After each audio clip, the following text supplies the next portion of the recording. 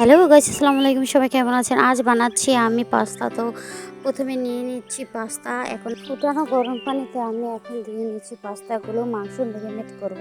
দিয়ে নিচ্ছি মরিচের গুঁড়ো, হলুদের গুঁড়ো, দিয়ে নিচ্ছি মশলা। তারপর দিয়ে নিচ্ছি এখন আমি টমেটো সস, সয়া সস, হালকা একটু লবণ দিয়ে ভালো করে মেখে মেরিনেট করে রাখবো 1 ঘন্টার জন্য।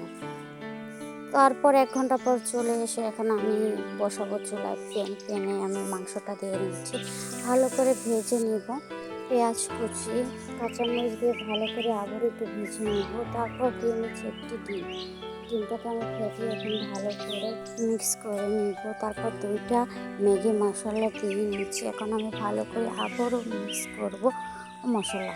তো তারপর যুক্ত করা পাস্তা, এখানে আমি 3 পদের পাস্তা দিয়েছি আর একটু নুডলস দিয়ে নিব।